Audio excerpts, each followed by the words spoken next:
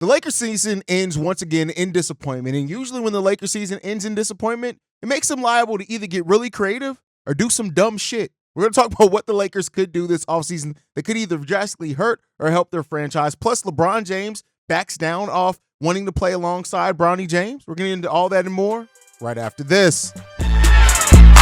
Welcome to the number one place for your daily basketball news and analysis, NBA Central. What's going on, basketball fans? Welcome to another episode of NBA Central, your number one spot for everything basketball related. I'm the host here, Haize, but more importantly, you guys can follow the channel at NBA Central Pod on every social media platform we happen to be on. With that being said, let's go ahead and get into this content. So I want to start it off with LeBron James kind of walking back the desire to play with Bronny James. Now, could this be a smokescreen? We don't know. We'll see. But this comes from Adrian Wojnarowski, who says this: the idea of them playing together is not a priority. It's not foremost, at least any longer, in LeBron James' mind. Rich Paul's goal here in the pre-draft process for Bronny James is to see if there's the right development system or organization, a place that can take a younger player like Bronny James, who went 5 months without playing after his heart episode, certainly limited him in the season at USC. If he does go in the draft, he very likely would spend next year in the G League. Again, that's from Adrian Wojnarowski. So that's kind of the first time that we've heard that LeBron James may not be looking to play with his son, Bronny James, and create history and being the first father-son duo to play together in the NBA anymore. Now, do I fully believe it? We'll see. Adrian Wojnarowski is somebody who is tapped in, right, with LeBron James, and usually when he speaks on situations around LeBron James, he typically knows what he's talking about, but take everything that comes from the media with a grain of salt. If this is truly now LeBron James kind of waking up and realizing, and even Rich Paul as the person who's going to be Bronny James's agent, realizing that this needs to be about development, I think it'll be the first sensible thing that's happened around this whole Bronny James conversation and situation. I think you're setting up Bronny James for a very bad situation if you try to force him to NBA roster to play with his father, because once LeBron's gone, it's going to go downhill. Development is the thing that Bronny James does need the most to develop as a well-rounded basketball player. And even still then, he has a long road ahead of him before he's able to make an NBA roster and also be any type of above back end of the bench player in the NBA as well. So going to a team that is going to be the right developmental system for him, like I said, probably the first sensible thing I've heard in the conversation around Bronny James. Personally, I don't expect everybody to agree with me on that. I know a lot of people, want to see Bronny James and LeBron play together. And best believe, if LeBron still, whether he's airing it out or not, if it's in his mind that he wants to play with his son, he has the power in the NBA to make it happen. Let's just be clear on that. So, we'll end up seeing if that is the case. But, LeBron James kind of backing off of that, it makes sense. And I think Bron, as well as anybody, needs to realize if he's going to be successful as far as winning another title. Now, again, we know LeBron James, this is not a knock to LeBron. What he's been able to do at his age in the NBA, something that we have never seen before, the way that LeBron can still make an impact at times. Is he, is he moving the needle in a lot of ways anymore? Not so to say, right? I think he, like LeBron, for the first time, he has to have the right system and the right teammates around him to truly, if he wants to get to being able to win a title again. And then, of course, find a way to beat the Denver Nuggets or maybe not come up against them. So, we'll see what the future does hold for LeBron James, who's, 39, will be 40 the majority of next season, making more history for age. But you look at what LeBron was able to do, 25 points per game, still in the top 15 of scorers in the NBA, over 50% shooting from the field, 8 assists, 7 rebounds. LeBron James still is a player that can put up numbers. But the question is that what is the right situation for LeBron to win? And can the Lakers end up making enough moves to get that to where it makes sense in LeBron James's timeline left with that team? And so, hearing, a couple of days ago that the Lakers aren't against bringing in Bronny James if it means pairing him with LeBron, once I heard that, I was like, come on. So this type of reporting now from Woj, I like hearing that. And, hopefully, I'm a basketball fan, right? I want to see the best basketball possible. So just hope that that's the case. But the Lakers have a lot of decisions in front of them to make this offseason about what their team is going to be, right? And one of the biggest things with this team, and Darvin Ham talked about it, is health. You looked at even missing Jared Vanderbilt, Gabe Vincent as well for big chunks of this season. It definitely hurt that team. And I think, seeing teams like Phoenix and things, role players matter. especially in the playoffs and in the NBA overall, and you need those role players to help there. They may not be the reason why you win, but they definitely are going to be part of the reason why you win. And so, not having those guys for as long as they didn't have them, it definitely hurt this team. And so, can you get to a place now where you can have better health? I think that will definitely help the Lakers. You only got 29 games out of Jared Vanderbilt after you signed him, right? And so we know what Jared Vanderbilt can be, right? We know how he, as a role player, how he can contribute. And same with Gabe Vincent. We saw it on the Miami Heat team. Now, that was a different team with a different culture, and that may be why the Los Angeles Lakers are considering a coaching change. We've heard reports that Darvin Ham is absolutely on a hot seat. People expect him to be fired, and I understand all of that. I'm not denying any of that. Hell, fire Ham went viral on Twitter, which is crazy to see that. So, is he going to be the scapegoat for the Lakers, who have made coaches scapegoats before? That's definitely a possibility. On the back half of the show, we'll talk about, coaches that could replace Darvin Ham if they do move on from him. But when you look at the Lakers core, right? Having Rui Hachimura there, Jared Vanderbilt there, right? D'Angelo Russell and stuff like that, right?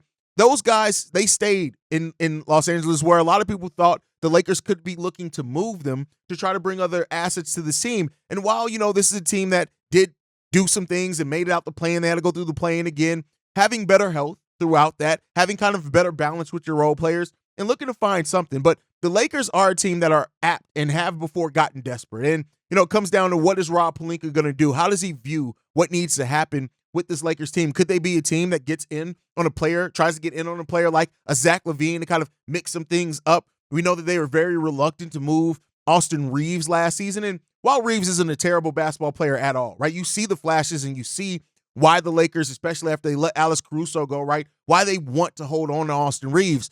But if the Lakers do go star hunting and do want to be a team that, can decide to, try to bring in another star, whether LeBron stays or goes, those are guys that could end up being on the move. So, we'll see what happens with that, and if it does come to fruition and what the Lakers do.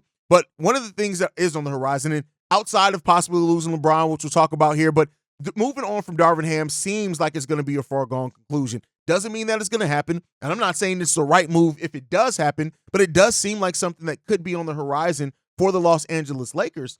And so I want to look at some coaches that could replace Darvin Ham if they do decide to move on from him. And, there are going to be some people on this list that I have 3 players on this list. Some could shock, some could not. The first one I'm going to actually mention in this is Scott Brooks. Scott Brooks is a guy who actually has been considered for the Los Angeles Lakers in private years for coaching vacancies that they've had. When you look at the experience that he has under his belt, the fact that he has gotten to the NBA Finals before, he is a coach that the typical type of coach that the Lakers have looked at when they've moved on from coaches. Now, at some point, the revolving door of the Lakers does have to stop. Is Scott Brooks the guy to stop that?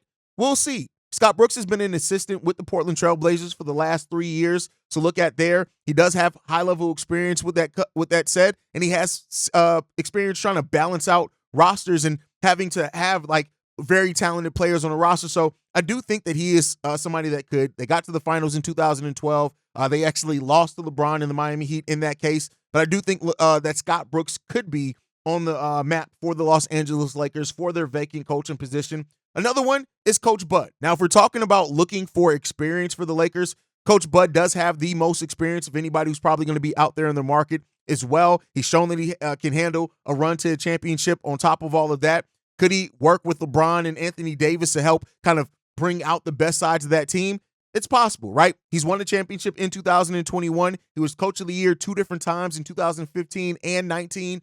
Coach Bud, in his 10 seasons as a head coach, has a winning record has had a winning record 8 times out of 10 seasons when it comes to that.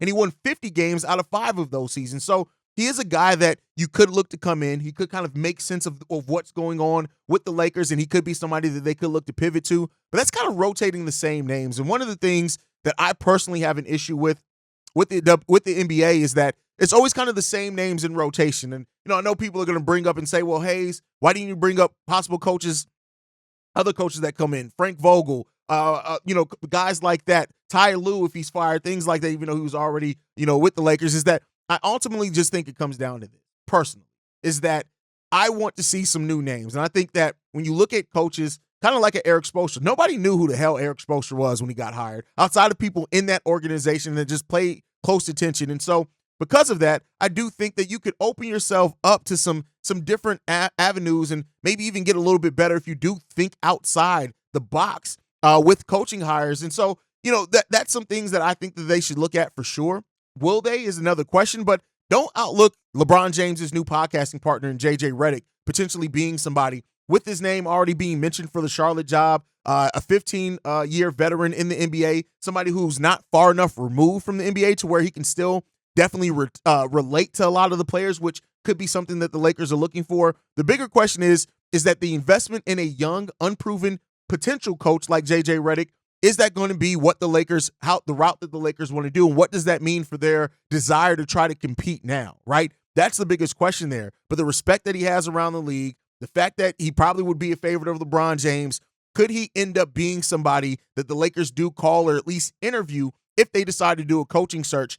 I think that he is. And I think that he could end up being somebody that they look at. So we'll see what happens there. Ultimately, could it get surprising if they do? Yeah, it could get a little bit surprising, and we'll see. But I think the Lakers if they are going to move on from Darvin Ham, and I'm not saying again that that's the right decision to make or not, but if they do, I wouldn't be surprised if those names that I brought up end up on that list. But let me know what you guys think of those potential names to replace Darvin Ham if they decide to move on. But with that said, you also have to prepare for a future potentially without LeBron James. And where could LeBron James go? That's the question, right? If LeBron does leave the Lakers, where could he go? And I got a couple of teams on the list that could be a possibility on here, right? One of the teams that I'm going to mention is, I'm just to get it out the way, don't overlook the Cleveland Cavaliers as potentially being one of those teams.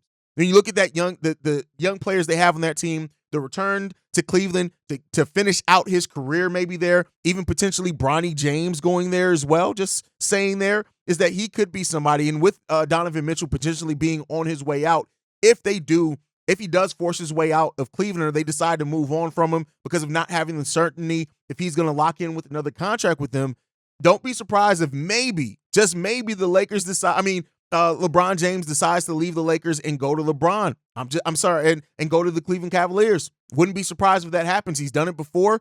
Could be a great story there as well. We don't know if that gets him any closer to winning the title or anything, but I do think that is a possibility.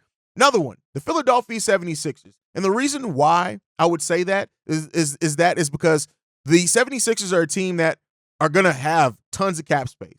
And they are going to be looking to make some types of moves to try to lock in and make sure that Joel Embiid does not request a trade. And so look at adding LeBron. They only have 3 players under contract next year. They have well over $60 million in cap space. It could be a potential deal to move in there. They are probably the only team that I'm going to mention on here that could sign LeBron James without any concern or worry to trying to make room under their salary cap. You look at adding LeBron and Tyrese Maxey to the Joel Embiid. And while, again, like I said, LeBron James isn't the player he once was, he still is a player that can make an impact. He's going to be better than Tobias Harris, that's for sure. And if they do sign LeBron, that could actually help them keep other free agents or sign other free agents that could be interested in bringing him there. So, the 76ers were also considered at one point in time kind of on the outskirts of being a chance of signing him in 2018 before he ended up signing with the Lakers. So it really depends on how much LeBron looks at the 76ers as a team that could get him another title. If that's the biggest thing that he's looking for is getting another title, that's a possibility there for 100% sure as well. So we'll see that. And then I'll say this one, another former franchise by him, the Miami Heat. We'll see, right? It would be Pat Riley doing one of the most Pat Riley things again. We know that he has a lot of love for Eric Spoelstra. He has respect for that organization, familiarity with that organization. And that all could play a big part. Now, one of the things that would have to worry about there is, how would he get there? Right now, could he opt into the final year of his contract and then try to get moved there and sign an extension once he traded to Miami? The Miami Heat have contracts of Terry Rozier, Duncan Robinson, Nikola Jovic, other players that they could use to try to make that maneuver if they want to do that. So it really would come down to LeBron making that decision that Miami is the team that he would want to go to. So there's that. And there's, of course, outside chances. Like I've seen the Dallas Mavericks mentioned as a possible LeBron James One, he's talked good about Luka before, saying the way he plays the game reminds me of the way I play the game. We're triple threats, we rebound, we pass, which is number one thing on our mind, and we'll put 40 on you too if you disrespect us. That's LeBron talking about Luka Doncic previously. He said that in February of 2022. So I don't know if that would mean anything. Now, we know also LeBron and Kyrie have a very big admiration for each other. Could they make the contracts work is the biggest thing there, because it doesn't seem like LeBron is trying to take any pay cuts to go on any team. But maybe outside that, maybe him look at that as well. So it really depends on a lot of things. I think there are some maneuvers up there that they can do.